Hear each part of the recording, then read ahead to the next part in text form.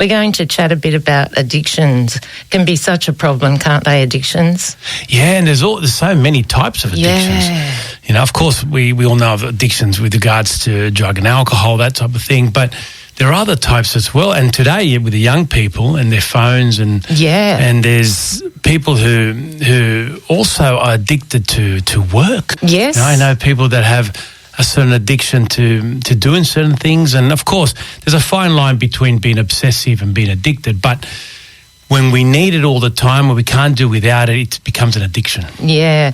And is it genetic usually that someone might develop addictions? Is it genetically passed on? There is a disposition that we all have. Disposition's a good word. Yeah, that's right. Yeah. And that's definitely passed on genetically. Yeah. So all of us have a disposition towards addiction or not, and it may or may not eventuate depending on one's lifestyle and so forth. And whether they've tried the thing that they might end up addicted to. That's right.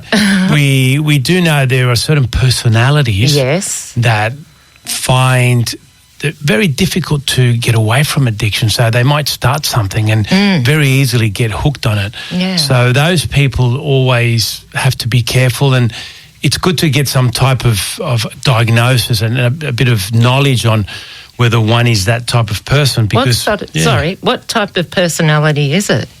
Well, we call it addictive personality disorder, and basically what they find it hard to do is to get away from that immediate satisfaction that they get from something. Yeah. So it could be drug and alcohol, could be gambling, could be many other things, and so we all get satisfaction from things without a doubt. Yeah. But we're capable of leaving it for a while and then coming back to it, and therefore it's easier to manage, but some people just can't help it. Once they try something, it gives them a certain high or certain feeling, if you like. Yeah. Then they find it hard to stop doing that behaviour. Keep chasing that feeling. That's right. Yeah. What are steps to try and break an addiction, Carlos? Well, one is the main thing, and in psychology is very important for most things, is acknowledging, of course. Yeah, we need to acknowledge that.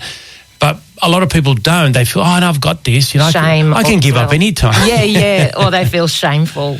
They do. Yeah. And it's hard to accept that one is addicted to something. Yeah. It's hard to accept that. I remember when I was younger, and I did have asthma when I was a kid, and I remember never wanting to get a puffer. And my first puffer, I must have been 18. And I just didn't want to acknowledge that I was asthmatic at the time. Now I've grown out of it, luckily.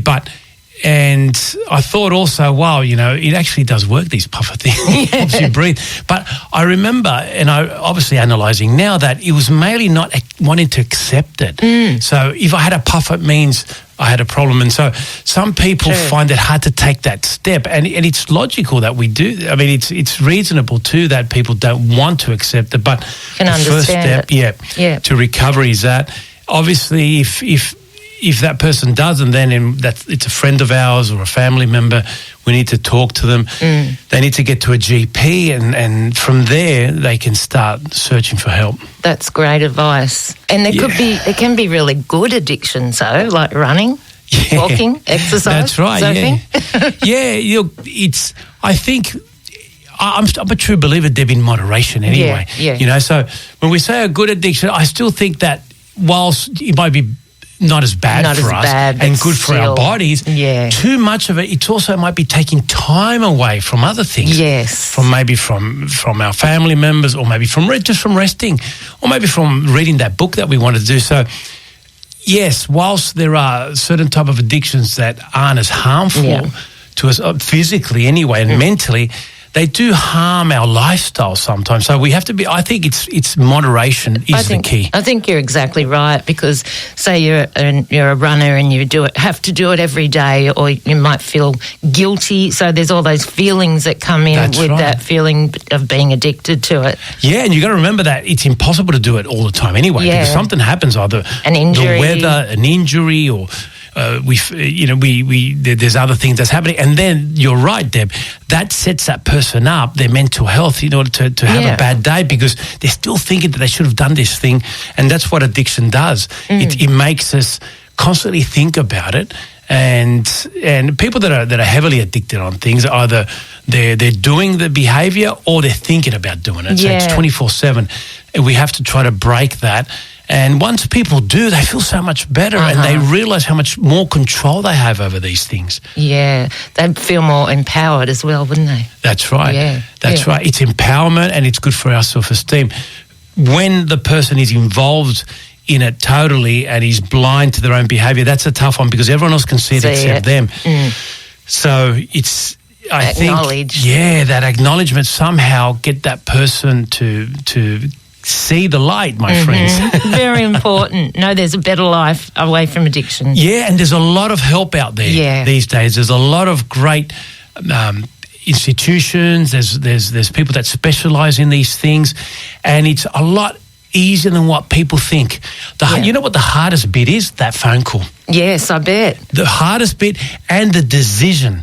To do something. That's it. If you say, I'm deciding to give up smoking, I'm deciding to give up alcohol, I'm deciding, for example, to run less, that decision is the hardest bit. Then the doing part is so much easier because the decision is what carries us forward. Treadmill then. That's it. Yeah, to healing. Yeah, and there's all types of, obviously we could talk about it for ages, but I think we need to extend that maybe the next week. For sure, because there's a lot more that we'd like to get into. Lovely. Thank you, Carlos. And some people are addicted to love as well. That's right, yeah. Robert Palmer was, apparently. He was. I wonder what song we'll play now. What do you reckon? I don't know. Maybe see what you got queued up. Okay, here we go. Thanks for being with us, Carlos, today. And I'll see you next week. Carlos Camacho, Psychologist.